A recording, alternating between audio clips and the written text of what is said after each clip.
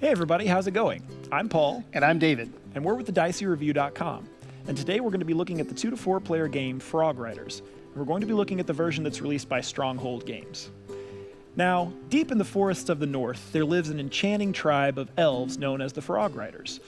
These Frogriders were swift warriors who could at one time chase away entire armies of giants while riding on the backs of frogs. We find our Frogriders at a time of peace now, where every spring they will hold a ceremonial tournament to determine who is the cleverest tactician among them. You and your fellow players have been deemed the cleverest elves, and you've been summoned to the shores of the tribal pond. From here, you will guide the 4 major squads of Frogriders in a mock battle. Whoever is able to make the best use of the Frogriders and their special abilities will become the victor in this epic classic tournament. So now that we've talked about the theme, let's look at the setup. Today we'll be setting up for a 3-player game. You'll start by placing the game board in the center of the table, and then you'll place your 56 Frogrider units on the spaces of the board, leaving the yellow space in the middle empty. Make sure and vary the spaces, mixing up the colors. While he's doing that, I'm going to show you the privilege cards. You'll need to shuffle up this deck of privilege cards, place the stack right here, and then deal out the top 4 privilege cards onto the spaces on the game board. After placing all of the Frogrider units on the board and placing out the privilege cards on the spaces designated on the board, you'll want to take the 6 public scorecards, shuffle them, and then place 2 for the game that you're playing. These will be certain in-game conditions, which all players will be able to score. Then you'll take the private set cards, shuffle them up, and deal 2 to each player. Each player will then choose 1 of the cards to keep, and the other one will go back into the box. Next, each player will choose a player reference card in the color of their choice and take the matching player marker and place it on the 0 of the scoring track. After that's done, you can determine who's going to go first in any order that you choose. And now we're ready to play, so let's look at the different actions that you can take on your turn. Frogriders is played beginning with the starting player and then in clockwise fashion until each player has taken a turn, one after the other, until the in-game condition is met. The game ends when any player can no longer make a legal move. On a player's turn, they must make 1 leap with a Frogrider unit, and then they may return a Frogrider unit to the village to take a special action. So let's look at the first action that you can take, making a leap. When making a leap, there are a few rules that you have to follow. You have to make a jump over a space that's orthogonally adjacent, meaning I can't make a diagonal jump. So that jump would have been legal, but I can't jump with this frog. The other rule to keep in mind is that there has to be space for the Frogrider unit to land. After making a jump, you'll collect the Frogrider unit that you jumped over and place it in front of you. Some privilege cards that you can collect throughout the game, which are these cards right here, will allow you to jump in different ways, and we'll go over that in more detail later.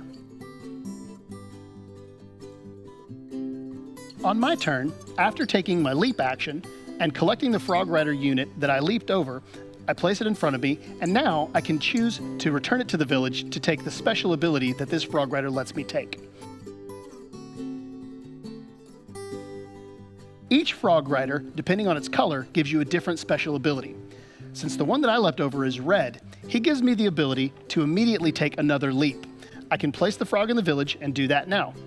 I'll leap over and take another red frog for later. It's important to note that after taking your second leap action with the red frog, you're not allowed to return another frog to the village. Your turn ends after your second leap action. So on my next turn, I could leap over this yellow Frogrider unit and collect that one.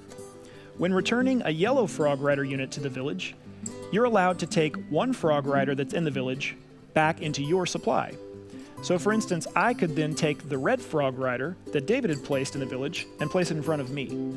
It's important to remember that Paul could have chosen to return either one of his frogs to the village. He chose to return the yellow one so that he could take the red frog. And if there's no Frogriders in the village, you cannot take the yellow special ability. Brown frogs can't be returned to the village. They don't have a special ability, but each brown frog a player has in front of them at the end of the game is worth 1 victory point. On my turn, I'll choose to jump over the blue Frogrider and collect it. I can then choose to place one of my frogs into the village and take their ability. I'll place the blue Frogrider into the village, which lets me take the ability of choosing one of the privilege cards from the display and immediately replacing it from the supply. We'll go over privilege cards and what they do now. So now that David was able to collect one of the privilege cards in front of him, we're going to give an overview of a few of the different types of privilege cards and how they'll help you throughout the game. There are a few different categories of privilege cards, and they can help you in a number of different ways by giving you the ability to leap in a different way, or giving you the ability to score points during the game or at the end of the game. For example, the cards with the orange background give players some points at the end of the game, but they also let players leap in a different way. This card would let you take diagonal leaps. So for example, you could leap here and collect this frog.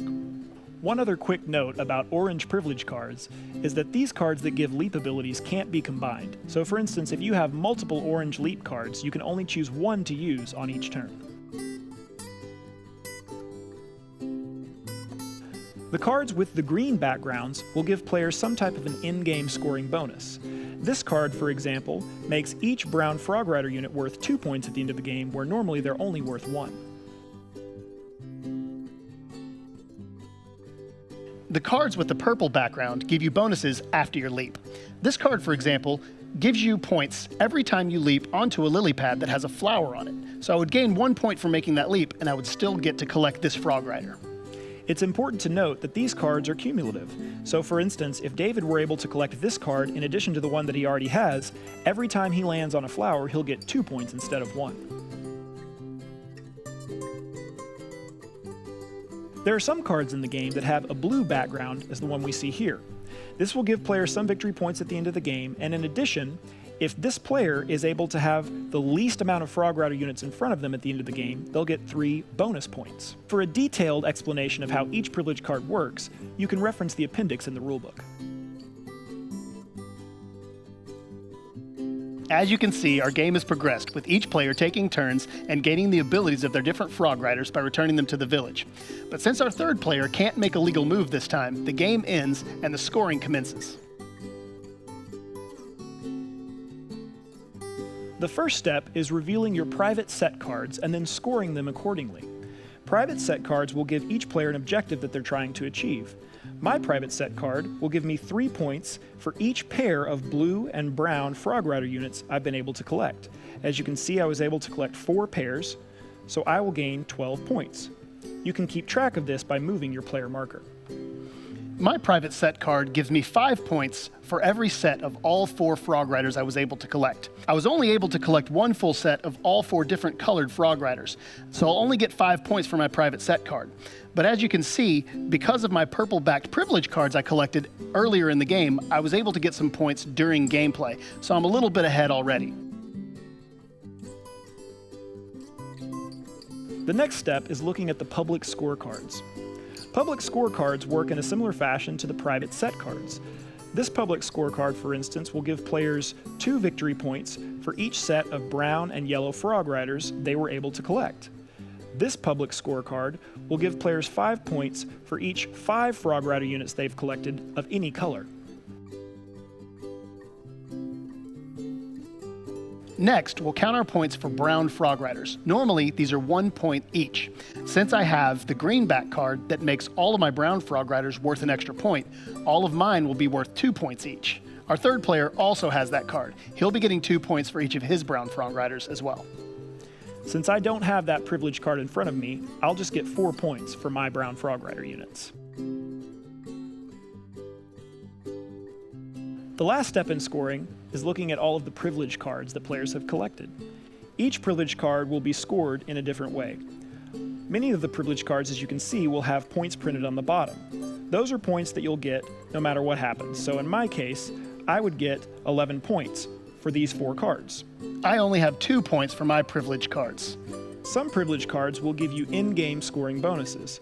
I've collected 2 cards, for example, that will give me bonus points if I've collected the least amount of frogs. Unfortunately, I wasn't able to complete that. Our third player was able to complete that step, so he'll gain 5 bonus points for completing that card. That concludes scoring. In case of a tie, the player with the most Frogriders wins. If there's still a tie after that, the victory is shared. Thanks so much for watching. We hope that this video was helpful and we hope you enjoyed it.